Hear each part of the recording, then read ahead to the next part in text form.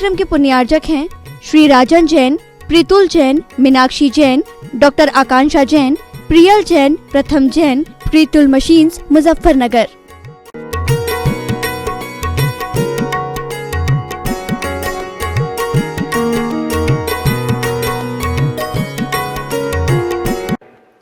धर्म प्रेमी भव्यात्माओं,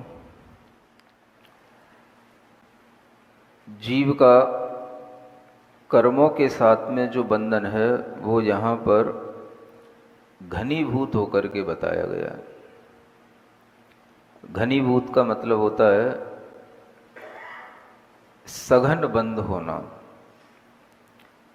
जीव यहाँ जो भी कर्म करता है उन कर्मों के साथ में वह अपनी आत्मा को सघनता के साथ में बांध लेता है,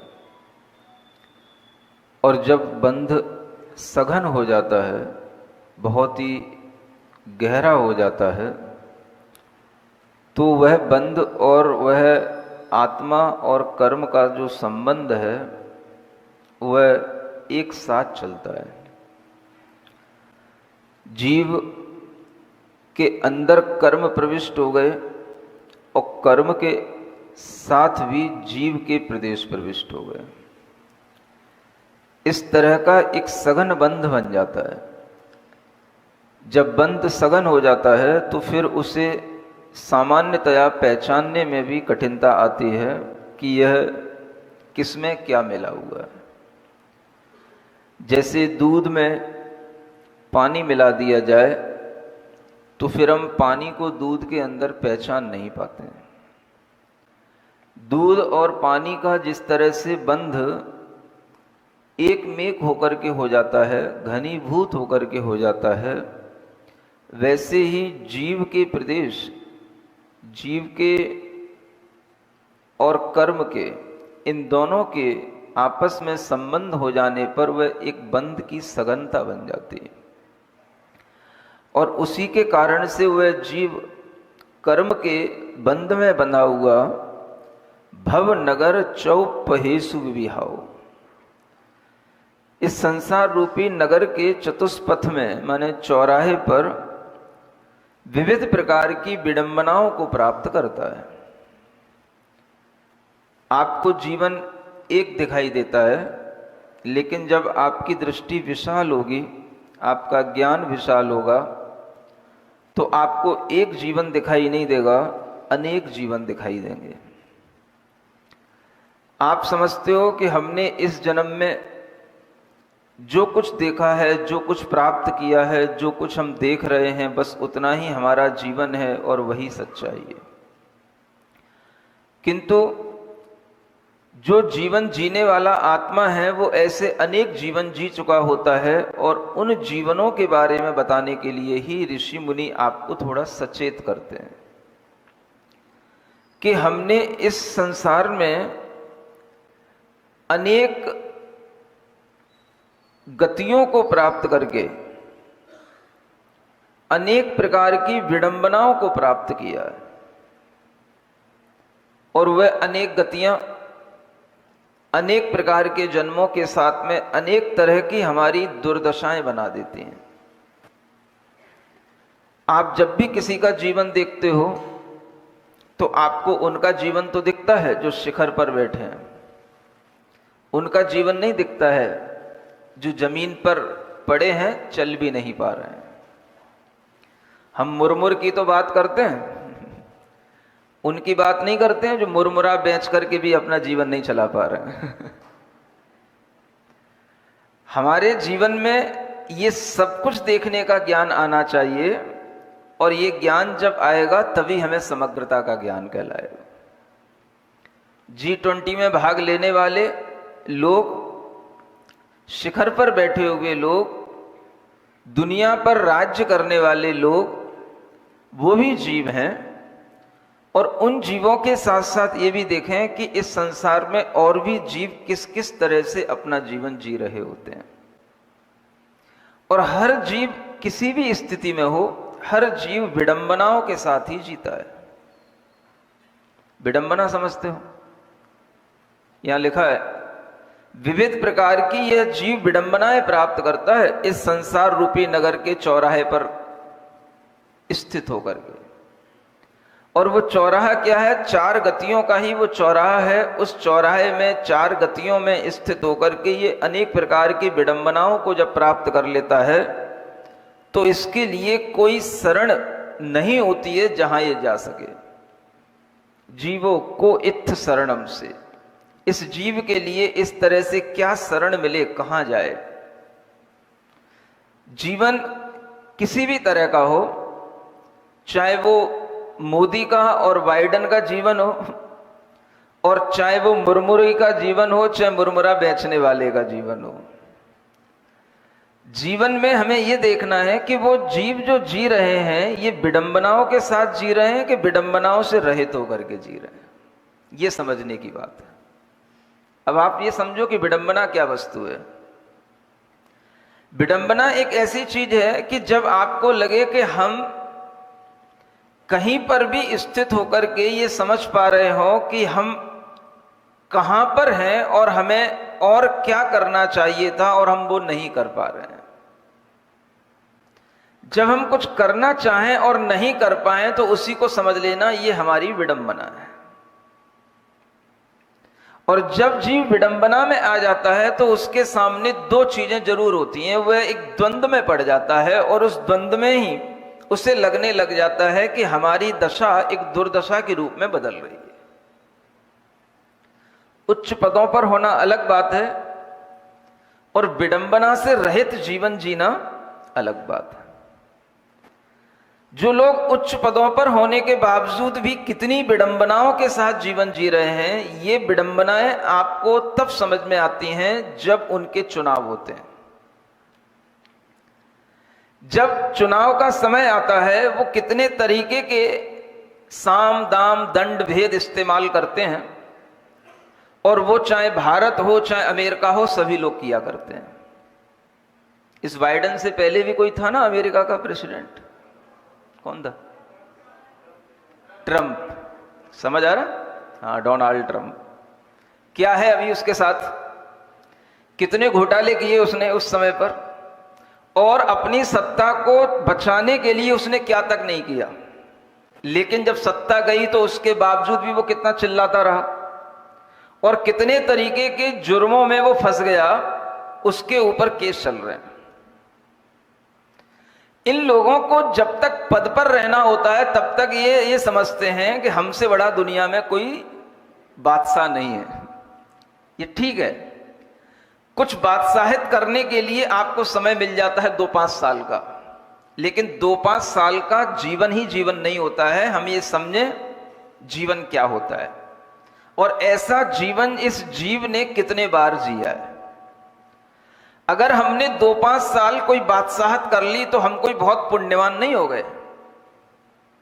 2-5 साल की हम बादशाहत करने के बाद में अगर किसी जुर्मों में फंसे हुए हैं और उसके बाद में हम कोर्ट कचहरी कर रहे हैं या जेलों में जा रहे हैं, तो ये कोई बादशाहत का कोई पुण्य का फल नहीं है। हम ये भी देखें कि लोग विडंबनाओं में जी रहे हैं, दुर्दशाओं में जी रहे हैं कि अच्छी दशा के साथ जी रहे हैं। समझदार व्यक्ति पदों को नहीं देखता, उस पदस्थ जीव की मनोदशा को देखता है। क्या सुना? फिर से बोलूं? समझदार व्यक्ति पद को नहीं देखता, पदस्थ जीव की मनोदशा को देखता है। जो जीव जहां पर पदस्थ है उस स्थिति में वह कितना संतुष्ट है, कितना सुलझा हुआ है, कितनी उसकी मानसिकता अच्छी है, यह देखना चाहिए। अगर यह सब अच्छा हो तो समझना चाहिए वो पुण्यवान जीव है। और अगर वहां पर पदस्थ होने के बाद में वह विडंबनाओं में पड़ा हुआ है, अपनी सत्ता बचाने के चक्कर में पड़ा हुआ है, किसी भी तरह के फ्रॉड करने में उसे कोई डर नहीं लगता है, हर समय वह छल कपट और वंचनाओं के बीच में पड़ा होकर के वह किसी ना किसी तरह से अपना ओहदा बचाना चाहता है, अपनी प्रेस्टीज को बचाना चाहता है, तो ऐसा जीव उन पदों पर पहुंचने के बावजूद भी क्या कर लेगा? और कितनी देर के लिए उसे वह पुण्य काम करेगा। आगे तो बहुत बड़ा संसार का नगर है जिसमें 4 गतियां हैं, और उन गतियों में वे जीव जब भटकते हैं तो इन्हीं पदों पर पहुंचने के कारण से जितने उच्च पदों पर पहुंचते हैं उतने ही वो नीचे धरातल में जाते हैं। क्यों जाते हैं? क्योंकि उच्च पदों पर वो अपने पुण्य से नहीं पहुंचे।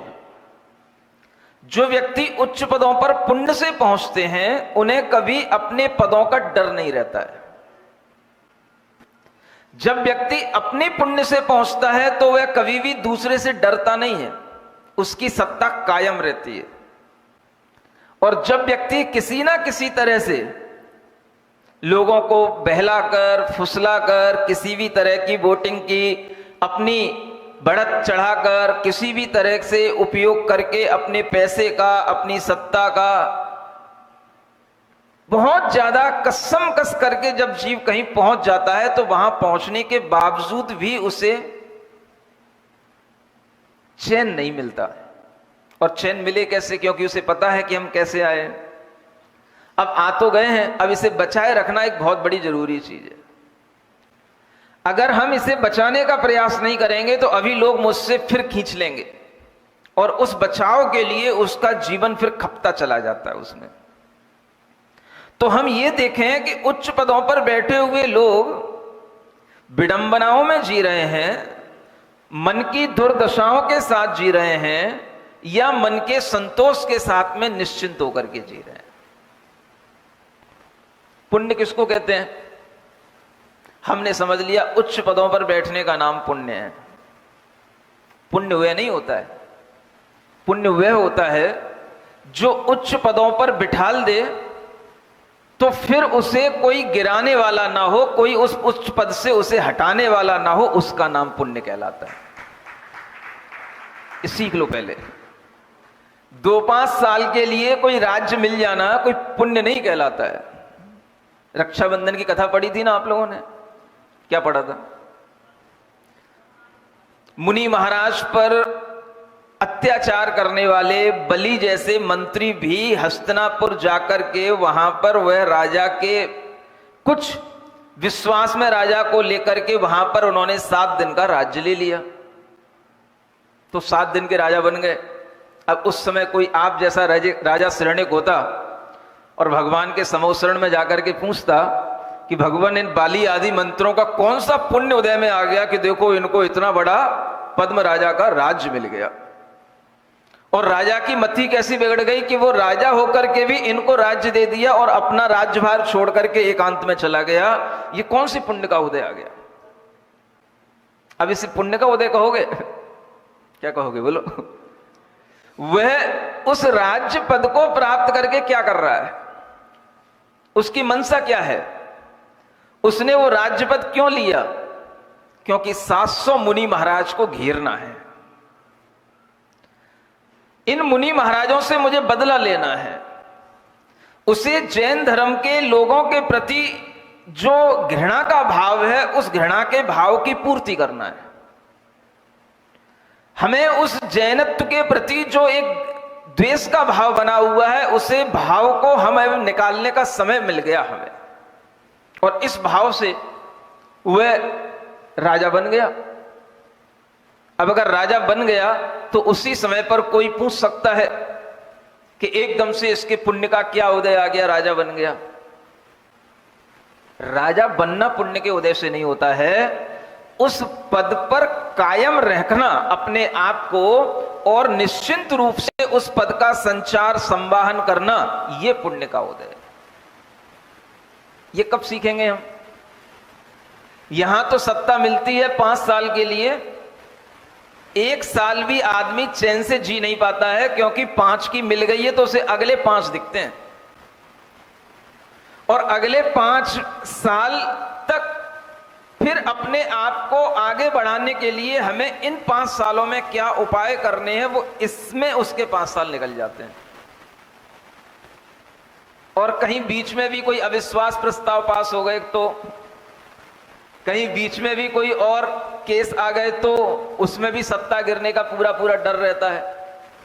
तो वो सब ना हो इसलिए कुछ नए नए मुद्दे सामने लाने पड़ते हैं, लोगों के सामने नई नई ऐसी चीजें लानी पड़ती हैं जिससे कि लगे कि हमारे देश की प्रोग्रेस हो रही है, हमारे देश के बड़े बड़े मंत्री बड़े बड़े काम कर रहे हैं। इस तरीके के चीजें सामने ला करके लोगों के अंदर ये विश्वास जमाने का काम किया जाता है कि हम यहां पर आकर के आपके लिए, देश के लिए बहुत कुछ कर रहे हैं। लेकिन वह देश के लिए हो रहा होता है या अपने लिए हो रहा होता है या आगे की सत्ता बचाने के लिए हो रहा होता है, ये तो उनका ही मन जानेगा।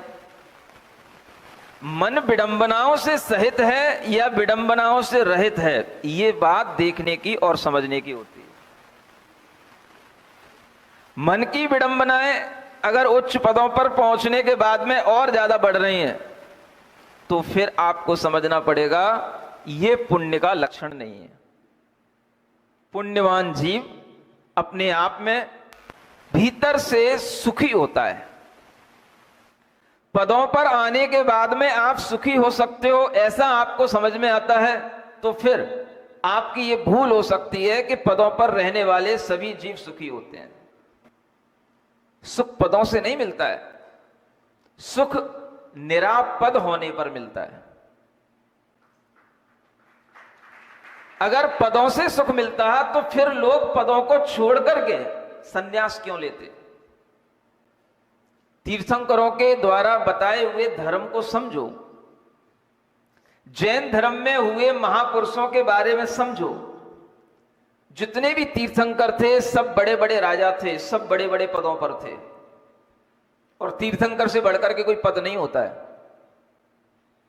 इतने बड़े पदों पर उपस्थित होने के बावजूद भी जिनके लिए आगे सत्ता गंवाने का कोई भय नहीं है, कोई जिनके सामने प्रतिपक्ष नहीं है, विपक्ष नहीं है, कोई जिनके सामने उंगली नहीं उठा सकता है, निष्कंटक राज्य इसको बोला जाता था। क्या बोलते हैं? ऐसे शब्द कभी पुराण पढ़ोगे तब समझ में आएंगे आपको। क्या बोलते हैं इसको? निष्कंटक राज्य। ये निष्कंटक क्या होता है? जिस राज्य को संभालते हुए, राज्य में रहते हुए, जिस राज्य के राजा बनने के बाद में हमारे सामने कोई कांटा ना आए। कांटा, कांटा समझते हो? कौन सा कांटा? तराजू का कांटा नहीं, पैर में चुभने वाला कांटा नहीं, धर्म कांटा नहीं। निष्कंटक राज्य होना, जिस राज्य में कोई कांटे ना बिछे हों, जिस राज्य सत्ता को प्राप्त करने के बाद में उससे कहीं डर ना लगे कि अब हमने कहीं ये कदम उठा दिया तो क्या होगा, ऐसा कर लिया तो क्या होगा। उस राज्य के राजा को निष्कंटक राज्य का राजा कहा जाता है। ऐसे राजाओं को पुण्यवान राजा कहा गया है।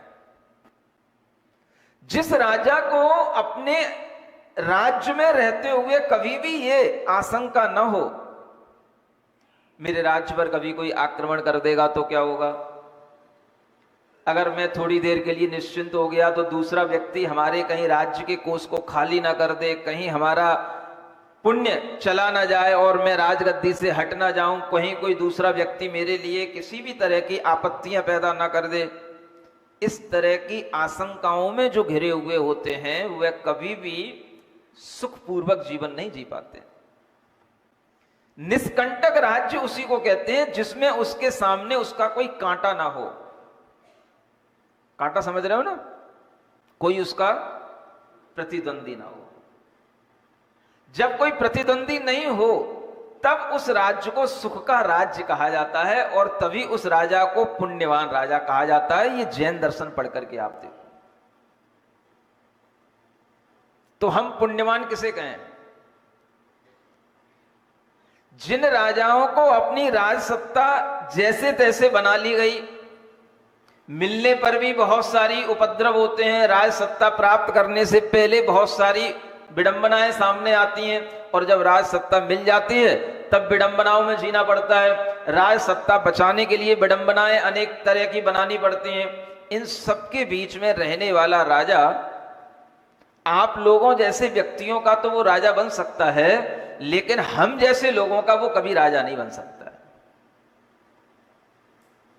क्या समझ आया? मतलब आप लोग तो उसे राजा मान लोगे, बहुत सुख वाला और बहुत पुण्य वाला आदमी मान लोगे, लेकिन हम कभी ऐसे जीवों को कोई पुण्यवान व्यक्ति नहीं कह सकते हैं, क्योंकि ये सभी विडंबनाओं में और दुर्दशाओं में पड़े हुए लोग हैं। केवल सूट बूट पहनने से, फ्लाइट में घूमने से और बड़े बड़े पदों पर पहुंच करके अच्छे अच्छे खर्चे जिनके ऊपर किए जा रहे हो, ऐसे व्यक्ति बन जाने से हम कोई बड़े नहीं बन जाते। बड़प्पन व्यक्ति के अंदर उन बड़े कार्यों के करने से आता है जो कार्य पूरे देश के हित में हो। किसी एक समुदाय के हित में होने वाले कार्य भी बड़प्पन के कार्य नहीं कहलाते हैं। बड़प्पन के कार्य वो कहलाते हैं जो पूरे देश के हित के कार्य हो। और ऐसे देश हित में जो कार्य करने वाला राजा हो तो उसी को राजा कहना चाहिए और उसी को पुण्यवान राजा समझना चाहिए। देश हित के कार्य कौन से होते हैं, ये आपको सोचना है। विडंबनाएं अगर हमें उनके जीवन में दिखाई देती हैं, दुर्दशाएं उनके जीवन में दिखाई देती हैं, मन की विकलताएं उनके जीवन में दिखाई देती हैं, तो उन्हें भी कहीं ना कहीं शरण की जरूरत पड़ती है। और वे शरण ढूंढते हैं। अब वे किसकी शरण जाएं, तो शरण कोई मिलती नहीं है। अब वो सुनक आए, अब यहां पर आ तो गए, अब किसकी शरण जाएं, तो शरण में जाने के लिए कहीं ना कहीं धर्म की शरण ही आना पड़ता है। व्यक्ति को देख लो, अब वहां पर धर्म मिलता नहीं है, तो भारत में आने के बाद में अब धर्म की शरण में जाना है तो कहां जाए, तो धर्म मंदिरों में जाओ, तो मंदिरों में जाएंगे तो वहां जाकर के उनको शरण मिलेगी। लेकिन वो भी शरण उनके लिए संतोषदायक नहीं हो सकती, क्योंकि उन्हें पता नहीं है कि शरण कहां लेना है, शरण व्यक्ति को कहां मिलेगी, कौन शरण दे सकता है, अंततः हमें किसकी शरण में आना है, ये उन्हें पता नहीं है।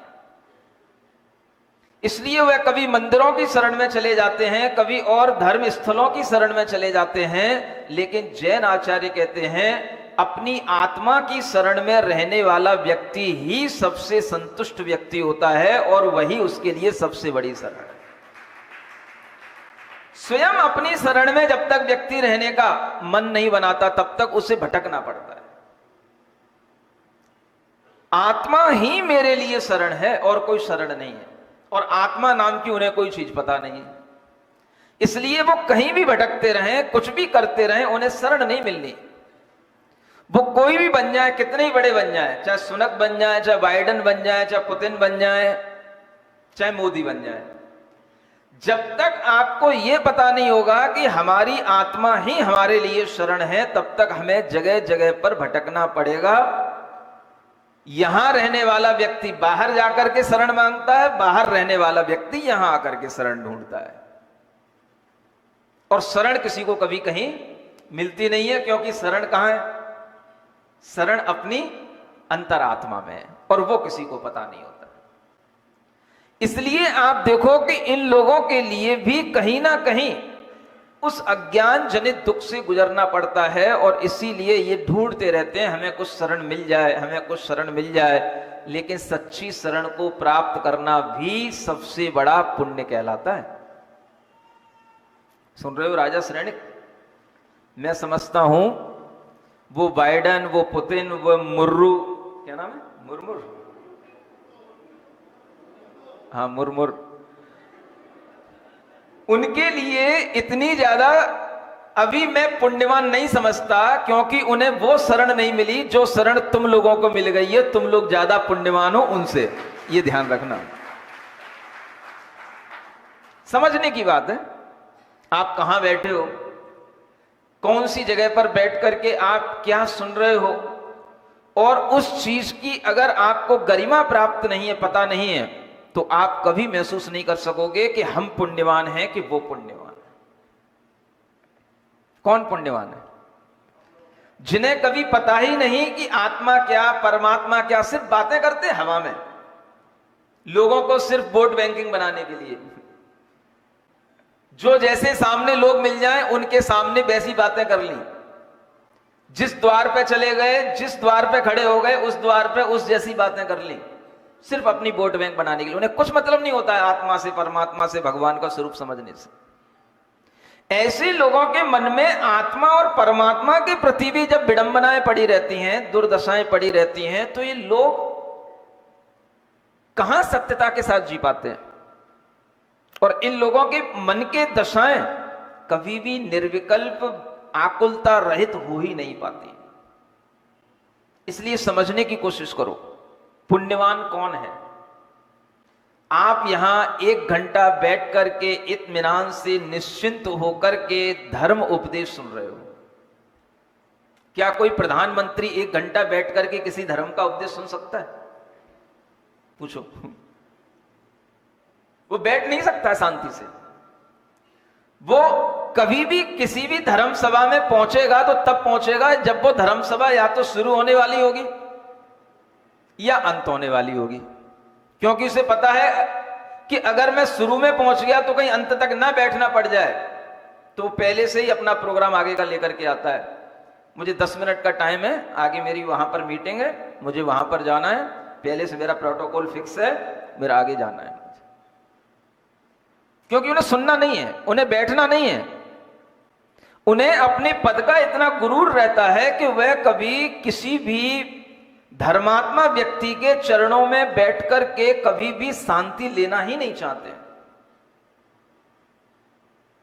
और जब भी कुछ करना होता है तो बस वह सिर्फ एक दिखावा होता है। हम उनके पास भी गए थे, हम उनके पास भी गए थे, हम उनके पास भी गए थे। पास जाने से क्या होगा?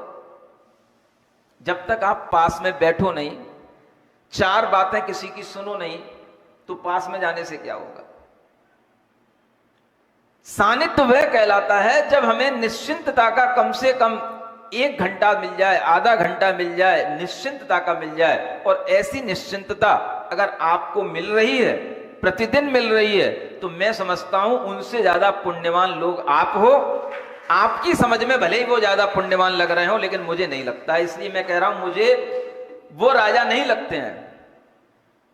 मुझे तो ये राजा लगते हैं जो कम से कम निश्चिंतता से बैठे हुए अपना जीवन जी रहे हैं और धर्म का भाव समझ रहे हैं कि आत्मा क्या है, परमात्मा क्या है, जीव किस तरह से विडंबनाओं में पड़ा पड़ा अपना संसार गुजारता है और इस जीव के लिए कभी शरण नहीं मिलती। कहां कोई शरण नहीं इस संसार में, कहीं भी भटकते रहो। देखो हमारा जीवन कहां से शुरू होता है। गाथा नंबर 17 में कहा जा रहा है, हम कभी पीछे भी देखा करें।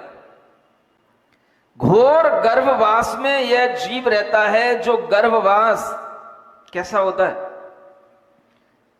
कलिल पदार्थों से युक्त होता है, मलिन पदार्थों से युक्त होता है। जहां पर असुचि पदार्थ जहां पर रहते हैं, ऐसे अपवित्र द्रव्य के साथ में बीभत्स स्थान पर, घृणित स्थान पर यह जीव वास करके जन्म लेता है। और ऐसा वास अनंत खुत्तो, कितनी बार? अनंत बार इस जीव का हो चुका होता है। हम अनंत बार किसी ना किसी गर्भ में 9-9 महीने तक ऐसे घृणित स्थान पर पड़े रहे, दुखी रहे, आंखें मूंदे हुए उस दुर्गंधित असुचि स्थान में पड़े रहे। और हमें आज जब आंखें खुल गई हैं तो हमें बाइडेन, पुतिन, मोदी तो दिखाई देते हैं, अपना गर्भवास नहीं दिखाई देता है कि हम अपना पास्ट देखें कि हम कहां से आए थे। उनको देखने से हमें सम्यक ज्ञान होगा कि अपना ये गर्भवास देखने से हमको सम्यक ज्ञान होगा। हमारी आंखें कहां खुलेंगी? हमें अपने अस्तित्व के बारे में जानकारी किसको देखने से मिलेगी? हम कहां से आए हैं इसको जानने से जानकारी मिलेगी। आज हम थोड़ी देर के लिए बड़े हो गए, आज हमारी आंखें खुल गई, हमारी बुद्धि विकास को प्राप्त हो गई, तो क्या हम ये समझ लें कि हमारी बुद्धि वैसे ही बनी रहेगी? हमारी इंद्रियां इसी तरह से काम करती रहेंगी, हमारा जीवन इसी तरह से चलता रहेगा? अब हमें आगे कुछ भी नहीं और ऐसा मिलेगा जो पहले हो चुका है। पहले जिस तरह से हम 9 महीने किसी गर्भ में रह के आए हैं, आगे हमें फिर किसी गर्भ में रहना पड़ेगा कि नहीं पड़ेगा? यह भी एक सोचने की चीज हो सकती है। यह भी एक फ्यूचर प्लानिंग हो सकती है कि नहीं हो सकती है? कि फ्यूचर प्लान का मतलब इतना ही होता है कि जब हम 28 साल के हो जाएंगे तो हमारा क्या जॉब होगा, जब हम 35 साल के हो जाएंगे तो हमारे पास कितने बच्चे होंगे, कितने फ्लैट होंगे, और जब हम 50 साल के हो जाएंगे तो हमारा बैंक बैलेंस कितना होगा, कितनी कारें होंगी, कितनी हमारे पास लग्जरी होगी। इसी का नाम फ्यूचर प्लान है क्या? ये फ्यूचर नहीं दिखता है अपने को कि हमारी डेथ होने के बाद में भी हमारा अगला जन्म होगा तो वह फ्यूचर क्या होगा, और वह फ्यूचर कैसा होगा? तो कहीं वैसा ही तो नहीं होगा जैसे अभी होकर के आया है, उसको तो हम भूल गए। अनंत बार ऐसे गर्भों में यह जीव रहा है, किसके कारण से? जीवो कर्माणु भावेण, कर्म के अनुभाव माने कर्म की शक्ति के कारण से। इस जीव को गर्भ में अनंत बार पहुंचाने वाला कौन है? तो इस जीव के साथ बंधे हुए जो कर्म हैं, जो घनीभूत होकर के बंधे हुए हैं, उन कर्मों के कारण से यह जीव अनंत बार इस तरह से गर्भों के दुख प्राप्त करता है, अनंत बार जन्म लेता है, और हर जन्म लेने के बाद में फिर उसे इसी तरह से वाइडन और पुतिन और सुनक दिखाई देते हैं, लेकिन उसके ऊपर कभी यह सनक नहीं चढ़ती है कि हम कहां से आए थे। वो सुनक की सनक तो चढ़ जाती है उसके ऊपर, ये सुनक बन गए कहां के? ब्रिटेन के, ब्रिटेन के, भारत मूल का निवासी है। अब सुनक की सनक तो सबको दिख रही है, उसकी दौड़ में दौड़ना है कि हमें यह भी समझना है कि ये हम कहां से आए थे और हम कहां हमें जाना है, और अगर जाना है तो कहीं हम पुनः फिर इसी गर्भवास में ना चले जाएं, तो वहां हमें फिर कौन जानेगा ये कौन से देश के राष्ट्रपति थे, वहां हमारी कब पहचान बनेगी। ये सिर्फ कुछ समय का खेल है, कुछ समय के लिए बस ये सब बातें हैं, आंखें बंद होने के बाद में फिर कुछ नहीं रहता है। किसी के भी जीवन के आनंद कुछ भी क्षण के लिए अगर होते हैं तो सिर्फ वह उसकी मन की उसी धारणा के कारण से होते हैं। आंख मूंदने के बाद में फिर उसका जीवन दूसरा ही बन जाता है, और जो उसने यहां कर्म किए हैं उसी के अनुसार आगे जीवन बनता है। अगर यहां पर हम केवल विडंबनाओं में जीते हुए रहे हैं, हमने जीवन में अपने केवल शत्रु ही तैयार किए हैं और हमें अपने बड़े बड़े शत्रु दिखाई दे रहे हैं, और उन शत्रुओं से हम अपनी दुश्मनी बांधे हुए हैं, चाहे वो चीन हो, चाहे पाकिस्तान हो, चाहे ईरान हो, कोई भी हो, तो वह शत्रुता से बांधे हुए कर्म हमारे साथ जाएंगे, या हम जिन राष्ट्रपतियों के पद पर प्रतिष्ठित हैं वो कर्म हमारे साथ जाएंगे। अभी मैं पुण्यवान नहीं समझता, क्योंकि उन्हें वो शरण नहीं मिली जो शरण तुम लोगों को मिल गई है। तुम लोग ज्यादा पुण्यवान हो उनसे, ये ध्यान रखना। समझने की बात है, आप कहां बैठे हो, कौन सी जगह पर बैठ करके आप क्या सुन रहे हो, और उस चीज की अगर आपको गरिमा प्राप्त नहीं है, पता नहीं है, तो आप कभी महसूस नहीं कर सकोगे कि हम पुण्यवान हैं कि वो पुण्यवान है। कौन पुण्यवान है? जिन्हें कभी पता ही नहीं कि आत्मा क्या, परमात्मा क्या, सिर्फ बातें करते हवा में, लोगों को सिर्फ वोट बैंकिंग बनाने के लिए, जो जैसे सामने लोग मिल जाएं उनके सामने वैसी बातें कर ली, जिस द्वार पे चले गए, जिस द्वार पे खड़े हो गए, उस द्वार पे उस जैसी बातें कर ली, सिर्फ अपनी वोट बैंक बनाने के लिए। उन्हें कुछ मतलब नहीं होता है आत्मा से, परमात्मा से, भगवान का स्वरूप समझने से। ऐसे लोगों के मन में आत्मा और परमात्मा के प्रति भी जब विडंबनाएं पड़ी रहती हैं, दुर्दशाएं पड़ी रहती हैं, तो ये लोग कहां सत्यता के साथ जी पाते हैं।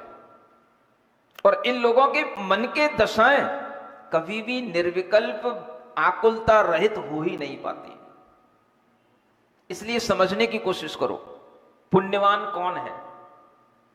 आप यहां 1 घंटा बैठ करके इत्मीनान से निश्चिंत होकर के धर्म उपदेश सुन रहे हो। क्या कोई प्रधानमंत्री 1 घंटा बैठ करके किसी धर्म का उपदेश सुन सकता है? पूछो। वो बैठ नहीं सकता शांति से। वो कभी भी किसी भी धर्म सभा में पहुंचेगा तो तब पहुंचेगा जब वो धर्म सभा या तो शुरू होने वाली होगी या अंत होने वाली होगी, क्योंकि उसे पता है कि अगर मैं शुरू में पहुंच गया तो कहीं अंत तक ना बैठना पड़ जाए, तो पहले से ही अपना प्रोग्राम आगे का लेकर के आता है। मुझे 10 मिनट का टाइम है, आगे मेरी वहां पर मीटिंग है, मुझे वहां पर जाना है, पहले से मेरा प्रोटोकॉल फिक्स है, मेरा आगे जाना है। क्योंकि उन्हें सुनना नहीं है, उन्हें बैठना नहीं है, उन्हें अपने पद का इतना गुरूर रहता है कि वह कभी किसी भी धर्मात्मा व्यक्ति के चरणों में बैठकर के कभी भी शांति लेना ही नहीं चाहते। और जब भी कुछ करना होता है तो बस वह सिर्फ एक दिखावा होता है। हम उनके पास भी गए थे, हम उनके पास भी गए थे, हम उनके पास भी गए थे। पास जाने से क्या होता? जब तक आप पास में बैठो नहीं, चार बातें किसी की सुनो नहीं, तो पास में जाने से क्या होगा? सानिध्य वह कहलाता है जब हमें निश्चिंतता का कम से कम 1 घंटा मिल जाए, आधा घंटा मिल जाए, निश्चिंतता का मिल जाए। और ऐसी निश्चिंतता अगर आपको मिल रही है, प्रतिदिन मिल रही है, तो मैं समझता हूं उनसे ज्यादा पुण्यवान लोग आप हो। आपकी समझ में भले ही वो ज्यादा पुण्यवान लग रहे हो, लेकिन मुझे नहीं लगता। इसलिए मैं कह रहा हूं मुझे वो राजा नहीं लगते हैं, मुझे तो ये राजा लगते हैं जो कम से कम निश्चिंतता से बैठे हुए अपना जीवन जी रहे हैं और धर्म का भाव समझ रहे हैं कि आत्मा क्या है, परमात्मा क्या है, जीव किस तरह से विडंबनाओं में पड़ा पड़ा अपना संसार गुजारता है और इस जीव के लिए कभी शरण नहीं मिलती। कहां कोई शरण नहीं इस संसार में, कहीं भी भटकते रहो। देखो हमारा जीवन कहां से शुरू होता है। गाथा नंबर 17 में कहा जा रहा है, हम कभी पीछे भी देखा करें। घोर गर्भवास में यह जीव रहता है। जो गर्भवास कैसा होता है? कलिल पदार्थों से युक्त होता है, मलिन पदार्थों से युक्त होता है। जहां पर असुचि पदार्थ जहां पर रहते हैं, ऐसे अपवित्र द्रव्य के साथ में बीभत्स स्थान पर, घृणित स्थान पर यह जीव वास करके जन्म लेता है। और ऐसा वास अनंत खुत्तो, कितनी बार? अनंत बार इस जीव का हो चुका होता है। हम अनंत बार किसी ना किसी गर्भ में 9-9 महीने तक ऐसे घृणित स्थान पर पड़े रहे, दुखी रहे, आंखें मूंदे हुए उस दुर्गंधित असुचि स्थान में पड़े रहे। और हमें आज जब आंखें खुल गई हैं तो हमें बाइडेन, पुतिन, मोदी तो दिखाई देते हैं, अपना गर्भवास नहीं दिखाई देता है कि हम अपना पास्ट देखें कि हम कहां से आए थे। उनको देखने से हमें सम्यक ज्ञान होगा कि अपना ये गर्भवास देखने से हमको सम्यक ज्ञान होगा। हमारी आंखें कहां खुलेंगी? हमें अपने अस्तित्व के बारे में जानकारी किसको देखने से मिलेगी? हम कहां से आए हैं इसको जानने से जानकारी मिलेगी। आज हम थोड़ी देर के लिए बड़े हो गए, आज हमारी आंखें खुल गई, हमारी बुद्धि विकास को प्राप्त हो गई, तो क्या हम ये समझ लें कि हमारी बुद्धि वैसी ही बनी रहेगी? हमारी इंद्रियां इसी तरह से काम करती रहेंगी, हमारा जीवन इसी तरह से चलता रहेगा? अब हमें आगे कुछ भी नहीं और ऐसा मिलेगा जो पहले हो चुका है। पहले जिस तरह से हम 9 महीने किसी गर्भ में रह के आए हैं, आगे हमें फिर किसी गर्भ में रहना पड़ेगा कि नहीं पड़ेगा? यह भी एक सोचने की चीज हो सकती है। यह भी एक फ्यूचर प्लानिंग हो सकती है कि नहीं हो सकती है? कि फ्यूचर प्लान का मतलब इतना ही होता है कि जब हम 28 साल के हो जाएंगे तो हमारा क्या जॉब होगा, जब हम 35 साल के हो जाएंगे तो हमारे पास कितने बच्चे होंगे, कितने फ्लैट होंगे, और जब हम 50 साल के हो जाएंगे तो हमारा बैंक बैलेंस कितना होगा, कितनी कारें होंगी, कितनी हमारे पास लग्जरी होगी। इसी का नाम फ्यूचर प्लान है क्या? ये फ्यूचर नहीं दिखता है अपने को कि हमारी डेथ होने के बाद में भी हमारा अगला जन्म होगा, तो वह फ्यूचर क्या होगा और वह फ्यूचर कैसा होगा? तो कहीं वैसा ही तो नहीं होगा जैसे अभी होकर के आया है, उसको तो हम भूल गए। अनंत बार ऐसे गर्भों में यह जीव रहा है, किसके कारण से? जीवो कर्माणु भावेण, कर्म के अनुभाव माने कर्म की शक्ति के कारण से। इस जीव को गर्भ में अनंत बार पहुंचाने वाला कौन है? तो इस जीव के साथ बंधे हुए जो कर्म हैं, जो घनीभूत होकर के बंधे हुए हैं, उन कर्मों के कारण से यह जीव अनंत बार इस तरह से गर्भों के दुख प्राप्त करता है, अनंत बार जन्म लेता है, और हर जन्म लेने के बाद में फिर उसे इसी तरह से वाइडन और पुतिन और सुनक दिखाई देते हैं, लेकिन उसके ऊपर कभी ये सनक नहीं चढ़ती है कि हम कहां से आए थे। वो सुनक की सनक तो चढ़ जाती है उसके ऊपर, ये सुनक बन गए कहां के? ब्रिटेन के, ब्रिटेन के, भारत मूल का निवासी है। अब सुनक की सनक तो सबको दिख रही है, उसकी दौड़ में दौड़ना है कि हमें यह भी समझना है कि ये हम कहां से आए थे और हम कहां हमें जाना है, और अगर जाना है तो कहीं हम पुनः फिर इसी गर्भवास में न चले जाएं, तो वहां हमें फिर कौन जानेगा ये कौन से देश के राष्ट्रपति थे, वहां हमारी कब पहचान बनेगी। ये सिर्फ कुछ समय का खेल है, कुछ समय के लिए बस ये सब बातें हैं, आंखें बंद होने के बाद में फिर कुछ नहीं रहता है। किसी के भी जीवन के आनंद कुछ भी क्षण के लिए अगर होते हैं तो सिर्फ वह उसकी मन की उसी धारणा के कारण से होते हैं। आंख मूंदने के बाद में फिर उसका जीवन दूसरा ही बन जाता है, और जो उसने यहां कर्म किए हैं उसी के अनुसार आगे जीवन बनता है। अगर यहां पर हम केवल विडंबनाओं में जीते हुए रहे हैं, हमने जीवन में अपने केवल शत्रु ही तैयार किए हैं और हमें अपने बड़े बड़े शत्रु दिखाई दे रहे हैं, और उन शत्रुओं से हम अपनी दुश्मनी बांधे हुए हैं, चाहे वो चीन हो, चाहे पाकिस्तान हो, चाहे ईरान हो, कोई भी हो, तो वह शत्रुता से बांधे हुए कर्म हमारे साथ जाएंगे, या हम जिन राष्ट्रपतियों के पद पर प्रतिष्ठित हैं वो कर्म हमारे साथ जाएंगे। सुन रहे हो कि नहीं? बहुत अच्छा प्रश्न किया राजा श्रेणी ने। हम उन पदों पर पहुंच करके अपने सामने दुश्मनों को देख रहे हैं, अपने सामने शत्रु राष्ट्रों को देख रहे हैं, अपने सामने होने वाले और दूसरे देश के प्रधानमंत्री राष्ट्रपति हैं, उनके प्रति भी हम शत्रुता का व्यवहार बनाए हुए हैं। तो ये शत्रुता के बंधन, ये द्वेष के बंधन, ये हमको कहां ले जाएंगे? हम अच्छा किसके लिए कर रहे हैं? हम सिर्फ अपनी सत्ता संभालने के लिए अच्छा कर रहे हैं, दूसरी तरफ हम द्वेष का अनुबंध करते चले जा रहे हैं। हमारी ये कसाएं कहां ले जाएंगी? अगले जन्म में मनुष्य बनना भी दुर्लभ हो जाएगा। पुण्य किसे कहते हैं? जो मनुष्य बनने के बाद में मनुष्यता को भी दुर्लभ बना दे, कि मनुष्य बनने के बाद में कम से कम इतनी लाइन खुल जाए कि भाई ये मनुष्य तो नियम से स्वर्ग जाएगा, ये तो नियम से अच्छी सदगति को प्राप्त होगा। इसकी भी गारंटी जिसके लिए नहीं है उसको हम कैसे पुण्यवान कह सकते हैं?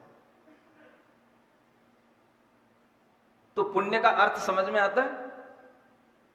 पुण्यवान जीव सबके हित में जीते हैं, किसी से अपनी दुश्मनी नहीं बांधते हैं, और उन्हें अपना फ्यूचर केवल इतना ही नहीं दिखाई देता है कि हम जिस कार्यकाल में हमें उस कार्यकाल को पूरा करना है, उन्हें अपना फ्यूचर दिखाई देता है after death what will be happen with me, मृत्यु के बाद मेरे साथ क्या घटित होगा, ये जिसको ज्ञान है, मैं समझता हूं वही सबसे बड़ा पुण्यवान जीव है। बाकी तो सब दुनिया की बात है। ये ज्ञान रखो और इस ज्ञान के साथ में बात करो।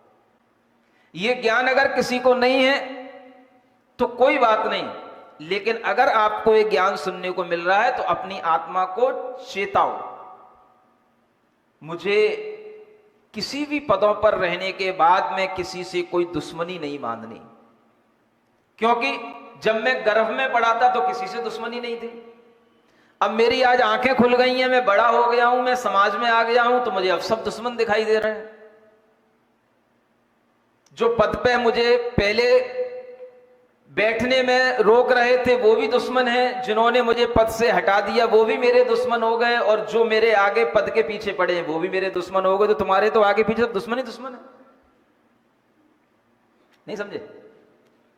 पद पर बैठने से पहले भी दुश्मनी चल रही थी, क्योंकि तब भी वोटिंग हुई थी, तब भी तुमको दुश्मन दिख रहे थे। अब पद पर बैठने के बाद में तुम्हें और दुश्मनी दिखाई दे रही है। इन्होंने मेरे साथ में दुश्मनी की थी, अब मैं इनसे बदला लूंगा। तो आईडी के छापे पड़वाओ, बदला लो, तरह तरह से केस लगा लगा करके, और फिर आगे फिर दुश्मनी की आगे और दुश्मनी की बातें आगे करो, उसको और बांध लो। अगर तुम्हें इन पदों पर आने के बाद में सब और दुश्मनी दुश्मन दिखाई दे रहे हैं और तुम्हें दुश्मनों से ही डर लग रहा है, तो सोचने की बात है कि तुम्हारे अंदर क्या चल रहा है, कहां से आए थे, कहां जाना है। ये 2, 5, 10 साल के खेलों से जिंदगी नहीं बनती है। समझने की बात यह है कि हम कुछ ऐसा करें कि इन गर्भ के वास में हमें बार बार न जाना पड़े। हर आत्मा को बार बार, अनंत बार, कितनी बार पढ़ रहे हो ना, ये प्राकृत के एक शब्द ध्यान में रख लिया करो, अनंत खुद्दो, अनंत बार हम ये गर्भवास को प्राप्त कर चुके हैं, जो बीभत्स है, दुर्गंधित है, असुचि है, मलिन है, अनेक तरह के कलिल पदार्थों से युक्त रहा है। और ऐसे गर्भवासों में हम 1 बार 2 बार अनंत बार जाने के बाद क्या करते रहते हैं, तो हमारी विडंबनाएं रुकती नहीं है। आगे गाथा नंबर और आगे कहा जा रहा है 18 में कि ऐसी 84 लाख योनियों में हम घूम चुके हैं।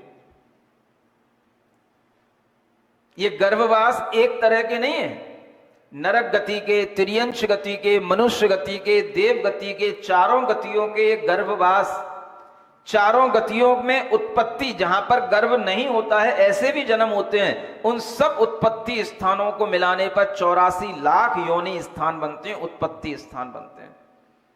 और यह जीव उन्हीं 84 लाख स्थानों में बार बार, कभी इसमें, कभी उसमें, कभी इसमें, कभी उसमें, इन्हीं में जन्म अनंत बार ले चुका है। और इस तरह से इस जीव के लिए अनंत बार इन्हीं स्थानों पर उत्पन्न होना होता रहा है।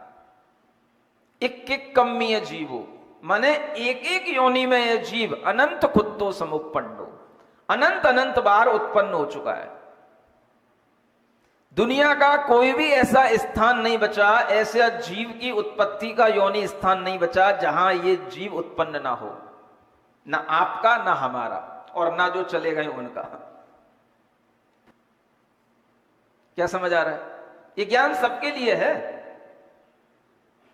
जो भी इस संसार से मुक्त हुए हैं वे भी पहले अनंत बार इसी तरह से अनंत योनियों में भटक चुके हैं। और ये योनियां वो नहीं होती हैं जो हमें दिखाई देती हैं। चारों ओर अगर हम हरी वनस्पति देखते हैं तो वो भी सब वनस्पति की भी योनियां हैं, वो भी जीव हैं। वनस्पति कायिक जीव कहलाते हैं वो। चारों तरफ हमें जल ही जल दिखाई देता है, उस जल में भी जल कायिक जीव है, वो जल कायिक जीव के भी योनि स्थान होते हैं, उसमें भी यह जीव जीव के रूप में उत्पन्न होता है। हर जगह पर यह जीव उत्पन्न हो चुका है, अग्नि में, वायु में, वनस्पति में, निगोदों में, स्थावरों के हर पर्यायों में, नरकों में। और इन स्थानों में उत्पन्न होते होते यह जीव दुख भोगते भोगते कभी मनुष्य बन जाता है, और मनुष्य बन करके कभी कोई सुनक भी बन जाता है, कोई वाइडन भी बन जाता है, तो कोई राजा श्रेणिक भी बन जाता है, और कोई महावीर भगवान जैसा तीर्थंकर भी बन जाता है, कोई राम जैसा भगवान भी बन जाता है। मनुष्य क्या कर रहा है, हमें इस बात पर डिपेंड करना चाहिए कि उसके वर्तमान में होने वाले भाव कैसे हैं, वो कौन सी दिशा में अपने भावों को ले जा रहा है, पुरुषार्थ कौन सी दिशा में कर रहा है। इसलिए अगर किसी के लिए राज्य सत्ता मिल गई तो हम ये ना समझें कि वो राज्य सत्ता उसको पुण्य से मिल गई। बलि राजा और उसके साथ में वो 4 और मंत्री थे, वो चारों मंत्रियों ने मिलकर के राज्य प्रारंभ कर दिया। 7 दिन के राज्य में उन्होंने 700 मुनियों को जलाने की योजना बना ली, उनको मारने की योजना बना ली। अब बताओ ये राजा बनकर के क्या कमा रहा है? अगर हम कभी भी किसी भी धर्म को मिटाने की योजना बनाते हैं, धर्म तीर्थों को मिटाने की योजना बनाते हैं, धर्म गुरुओं पर आपत्तियां डालने की योजना बनाते हैं, तो आप समझ लेना कि ये राजा होकर के भी क्या कमाएंगे। ये आपके ज्ञान में रहना चाहिए। इसलिए राजा होना महत्वपूर्ण नहीं है, उस राजत्व पद पर आसीन होने के बाद में शैतान नहीं बनना, यह सबसे महत्वपूर्ण चीज है। इंसान राजा बनने के बावजूद भी इंसान बना रहे, यह बड़ी महत्वपूर्ण चीज है। शैतानियत ना है उसके अंदर। 4 दिन का राज्य मिला तो वो अपने अंदर इतनी शैतानियत ना लाए कि वो सब तो दुनिया को मिटा डाले, सब कुछ बदल डाले। लेकिन वो अगर राष्ट्र हित में हो तो अच्छी बात है, और जिससे कोई राष्ट्र का हित नहीं होना है, केवल अपने नाम के लिए करना है, तो ये नाम का अहंकार भी आदमी के लिए बहुत दुर्गति का कारण बन जाता है। और आप देखो बड़े पदों पर आसीन लोग सिर्फ नाम के अहंकार में जीते हैं। ये नेम और फेम की एक जो भीतर से ललक पड़ जाती है, वह ललक उनकी बढ़ती ही चली जाती है। बड़े पदों पर प्रतिष्ठित होने के बाद शांति का जीवन जीना, निष्प्रय होकर के जीना, निरीह होकर के जीना, सब कुछ अपने पास में होते हुए भी अपना उससे कर्तृत्व भाव नहीं जोड़ना, ये अगर सीखना है तो आचार्य गुरुदेव की शरण में जाओ, वहां पर आपको ये सब चीजें सीखने को मिलेंगी। आचार्य श्री का जीवन देखो, कितने विशाल संघ के स्वामी होते हुए भी अकेले शांति से रह रहे हैं। बस कोई संदेश पहुंच जाता है, आशीर्वाद मिल जाता है, और कोई अगर कह देता है कि हाँ महाराज आपकी बात हमने वहां पहुंचा दी थी और आचार्य श्री ने आपको आशीर्वाद दे दिया है, तो वो तो खिलता है, सो खिलता ही है। हम भी खिल जाते हैं कि गुरुजी ने हमारा नाम सुनकर के आशीर्वाद दे दिया, बहुत बड़ी बात है। समझ में आ रहा है? इतने निरीहता का जीवन जीने वाले जो ये संत पुरुष हैं, जिनके लिए सब कुछ उनके ज्ञान में आता है, ये भारत, ये इंडिया की बात जो आचार्य महाराज करते रहे हैं, आज देखो अगर उस भारत और इंडिया की भी बात कहीं हो रही है तो सिर्फ राजनीति के तहत हो रही है, हित के कारण से नहीं हो रही है कि देश का हित किसमें है। हित की बात करने वाला कौन? देश हित में भारत का नाम भारत होना चाहिए, यह बात करने वाला कौन? यह बात करने वाला कोई नहीं है। वो तो इंडिया बन गई दूसरी, इसलिए उस इंडिया में मुझे नहीं रहना, इसलिए मुझे अपना अलग भारत बनाना है। ये देश हित की बातें नहीं है। देश हित के भाव जो होते हैं वो अलग होते हैं, और वो भाव हमें आचार्य गुरुदेव ने दिए, वो देश हित में दिए। वो जब भी लागू होंगे, हो या ना हो, उससे कोई फर्क नहीं पड़ता, लेकिन जो आत्मा देश हित के भाव कर लेता है, वो समस्त समूची मानव जाति के प्रति हित का भाव करके अपने अंदर पुण्य भाव अर्जित कर लेता है। और इसी प्रकार के हित करने वाले लोगों को, इन महापुरुषों को, हमें उन बाइडेन, सुनक, पुतिन और मोदी से भी ज्यादा पुण्यवान जीव समझना चाहिए। हमें इनके पुण्य की बात करना चाहिए। बताओ कौन पुण्यवान है? समझ आ रहा है? गुरु महाराज पुण्यवान हैं या G20 में शामिल होने वाले लोग पुण्यवान हैं? अपने अंदर अगर ये ज्ञान नहीं आएगा तो हमारे ऊपर वो अंधकार के पर्दे चढ़ते ही चले जाएंगे, चढ़ते ही चले जाएंगे, चढ़ते ही चले जाएंगे। हम देखें कौन सा पुरुषार्थ कौन जीव कर रहा है। इन गर्भवासों में न जाना पड़े, ऐसे जन्म मरण हमें न करना पड़े, ऐसे जीव जो पुरुषार्थ कर रहा है, वह जीव पुण्यवान जीव शास्त्रों में कहा गया है। पदों पर आसीन होना पुण्यवान नहीं है। अच्छे अपने धर्म के पुरुषार्थ, भावों को अच्छा बनाने का पुरुषार्थ करने वाला जीव इस संसार में पुण्यवान जीव होता है। ऐसा अपने मन में धारण कर लोगे तो तुमको समझ में आएगा कि हमें किस रास्ते पर चलना है। पुण्य के रास्ते पर चलना है कि पुण्य की खपत करके धरातल में घुसने वाले रास्ते पर चलना है। इसलिए समझने की चीज है, राजा राज्य करता है, लेकिन राजा के राज्य में हर तरह से सुभिक्ष, हर तरह के जीवों के लिए निश्चिंतता, हर तरह के धर्म करने वाले जीवों के लिए निराकुलता का वातावरण होना चाहिए। धर्म तीर्थों पर आपत्तियां आ रही हैं, धर्म गुरुओं पर आपत्तियां आ रही हैं। ये एक अच्छे राज्य में हम कैसे कह सकते हैं कि राजा के सुशासन में हम जी रहे हैं? जो तीर्थ पहले से प्रसिद्धि को प्राप्त हैं, जो तीर्थ पहले से तीर्थंकरों के पुण्य भूमि के रूप में, निर्वाण भूमि के रूप में प्रसिद्ध हैं, उन तीर्थों पर भी आपत्तियां आ रही हैं और उन तीर्थों के नाम बदले जा रहे हैं, उन तीर्थों के स्थान बदले जा रहे हैं। हम कैसे कहें कि हम एक अच्छे राजा के शासन में जी रहे हैं? ये सोचना, ये विचार करना ही सबसे बड़ा विचार है। और इस तरह के विचारों के साथ में जो अपने परिणामों को निर्मल बनाता है, कसायों को मंद करता है, वही जीव इस तरह से गर्भवासों के दुखों से अपने आप को बचा पाता है। इसलिए ये दुखों की याद दिलाई जा रही है, आगे चल करके आपको फिर से ऐसे दुखों की प्राप्ति न हो जाए और थोड़े से सुख में इतना नहीं फूल जाओ कि आगे चल करके तुम ऐसे कर्म बंद बांध लो और आगे चल करके तुम्हारे लिए दुख की परंपरा खड़ी हो जाए। ये विचार करुणा करके आचार्य इसलिए कहते हैं, अपना अतीत देखोगे, गर्भवास के दुख देखोगे तो तुम्हें समझ में आएगा कि इस वर्तमान की इस पर्याय में उससे बढ़कर के दुख अभी हमें नहीं मिल रहे हैं, जितने दुख हम जब समर्थ नहीं थे तब भोग करके आए। गर्भवास में कौन से समर्थ थे हम?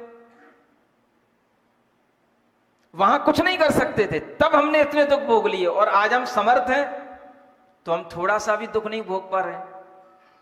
किसी ने कुछ कह दिया, बंदूक लेकर के खड़े हो गए, तलवार लेकर के खड़े हो गए। और गर्भ में जब पड़े थे तब कोई लाख गाली दे देता और वहीं पर हम पड़े पड़े मर भी जाते तो भी हमें कुछ नहीं होता। आज अगर किसी ने हमको कुछ एक शब्द भी बोल दिया, एक आंख उठा करके भी देख लिया, तो हम उसको मारने मरने को तैयार हो जाते हैं। ये कौन सा हमारे अंदर ज्ञान आ गया? इस अज्ञान से बचाने के लिए ये उपदेश हैं। राग से वैराग्य की ओर आने के ये उपदेश हैं। राग में अगर हमें दुख लगने लग जाए, राग से अगर हमें क्लेश होने लग जाए, राग द्वेष के परिणामों से अगर हमारी आत्मा व्यथित होने लग जाए, तो वैराग्य की शरण में आकर के शांति लो। इसलिए ये वैराग्य की गाथाएं हैं। आपके अंदर अगर ये वैराग्य के भाव किसी भी क्षण उत्पन्न होंगे तो आपके परिणामों को शीतलता मिलेगी, शांति अवश्य मिलेगी। बस धर्म का काम क्या है? शांति प्रदान करना। उपदेशों का काम क्या है? मन की शांति महसूस होना। और यही शांति महसूस करने के लिए आप यहां आते हो। ये बात अलग है कि आप बाद में आते हो, हम पहले आ जाते हैं, लेकिन कोई बात नहीं। शायद आप इंतजार करते हो जब हमारे कानों में आवाज पहुंचने लगेगी तभी हम पहुंचेंगे। तो आपके लिए ऐसा सोचना भी उचित है या अनुचित, ये आपके विवेक पर डिपेंड करेगा। लेकिन सही बात तो वह है कि हम मंगलाचरण से लेकर के, इस प्रारंभिक मंगलाचरण से लेकर के अंतिम मंगलाचरण तक अगर हम सभा में बैठते हैं तो हमें पूरे स्वाध्याय का, पूरे ज्ञान का पुण्य मिलता है। सुन रहे हो? नहीं तो बस G20 की तरह बस आना, शामिल होना होता है, नाश्ता पानी करना होता है और चले जाना होता है, बाय बाय करना होता है। और एक वो होता है कि नहीं भाई, हम धर्म सभा में पहुंच रहे हैं, स्वाध्याय करने पहुंच रहे हैं, देशना सुनने पहुंच रहे हैं, मंगलाचरण के साथ में बैठेंगे और मंगलाचरण करके ही उठेंगे। ये धार्मिक श्रोताओं का, अच्छे श्रोताओं का ये कर्तव्य होता है, ये कार्य होता है। बोलिए महावीर भगवान की।